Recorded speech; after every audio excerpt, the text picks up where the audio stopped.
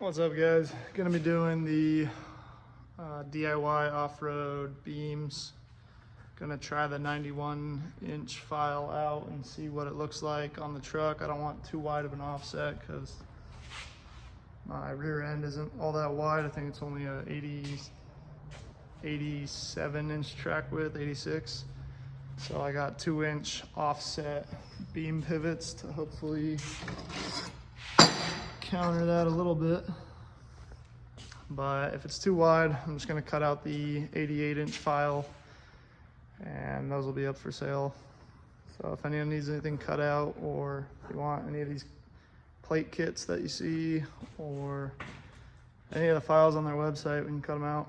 Let me know. And just gotta do some prep work to these, cut out some tubes, see how it all fits together, and show you what it takes to put them together. So this video will be the I-beams, the hangers for the I-beams, the uprights, the knuckles that attach to the spindle snout, and then this is a center mount cross member that'll hopefully land right under my transmission so I can use it as a trans mount as well as the radius arm mount. So I'm not gonna cut out the radius arms until I mount my motor and see what distance I need, but this video will be welding out and assembling all the front end I-beam parts and whatnot. Basically just gotta clean up all the slag off of them first, which you could honestly just knock it off with another piece of metal, but it's a lot faster to just hit it with a flapper disc real quick. So finished the whole rear end of this truck already, or essentially. Still gotta adjust a little bit, but pretty much all wrapped up. Those are the shocks for the front end. Still got to put bumps in the back, limit straps, stuff like that, brake lines. But other than that, it's pretty much wrapped up. Gonna move on to the front so I can get this thing as a roller.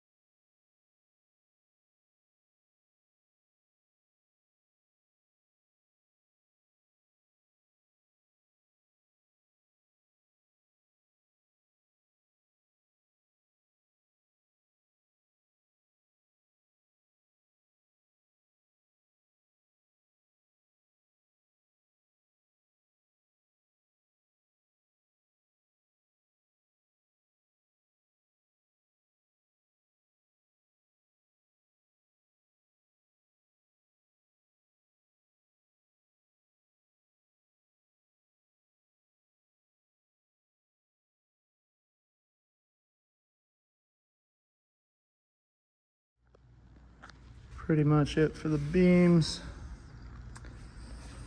Just got to do these overlay plates on either side. And this is why I always say to weld in a long sleeve or jacket or whatever. The uniball cup was all hot when I was trying to flip over the beam, and it got me for half a second and burnt the hell out of me. So.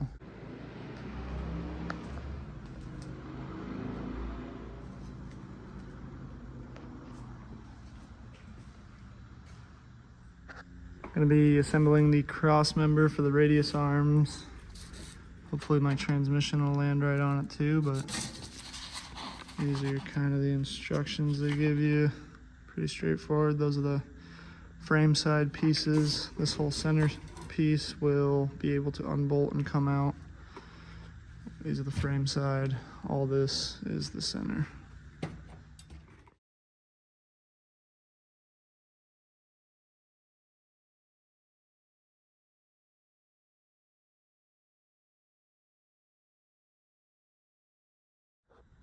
So far, you got your top, your bottom.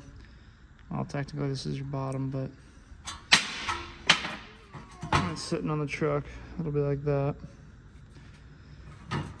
These plates slip all the way through both the bottom and the top plate. And then you're gonna need 2" by 120 tubes for the sides right here. These cut with a chop saw, bandsaw, whatever. They don't have to be that accurate. Sit right in there, weld those all the way around. And then for the frame side plates, these are gonna go something like that. After I weld the cross member out, I'll be able to bolt these on here, and this will be my weld spacer so these plates don't shrink. Essentially, I'll just weld it all like this, and then it's ready to go on the truck.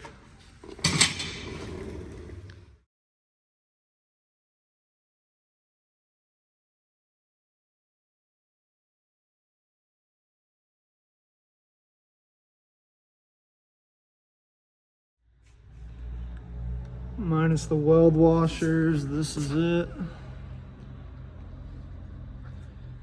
It's gonna get a weld washer on either side. These are gonna get weld washers either side. And I'll have to do these frame plates still, but gotta let this piece cool off. So today we're gonna be working on the beam uprights. I don't have my uniballs and heims in yet. They'll be in tomorrow, but gonna do all the stuff I can today. These spacers are supposed to get welded to either plate. Bought these spacers, they're machined in 4130 chromoly from DIY Off-Road.